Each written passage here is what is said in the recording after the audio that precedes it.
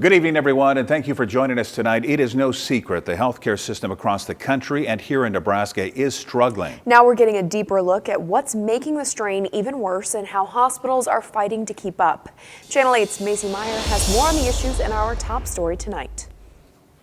It's something we've heard from hospitals for the better part of the last 2 years. The healthcare system is struggling. With the new COVID variant Omicron, officials say it's only getting worse.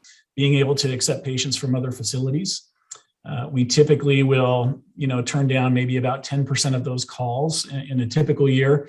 And right now we're turning away 30 to 35% of those calls. Since December 26th, the percent of people testing positive weekly has risen by over 15% in the state. From COVID patients to even car accident or heart attack patients, wait times for care and even transfers are going up. I would say individually, for those who are the sickest, the wait times to get the care they need has went up dramatically. What that is, I don't know, but there are times where we're seeing 4, 8, 10 hours to find a bed for someone who needs intensive ICU care. On top of the rising number of COVID cases, the healthcare system is seeing a staffing shortage like never before. Methodist, who has numerous hospitals in Nebraska and Iowa, currently has 904 open positions. Now, while not all of them are nurses, they are still personnel that keep the hospitals operating. I've been in healthcare for over 20 years, and as far as the labor shortage goes, I've seen the labor markets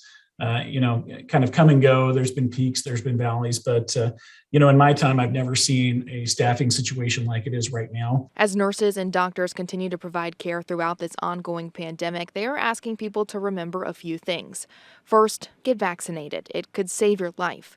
And second, remember to have a little compassion for the people who are working day in and day out to keep your loved ones alive. And ask that you be patient with all of our healthcare workers if you do have to come into the hospital, because they're very tired from a physical, emotional, mental health, well-being standpoint.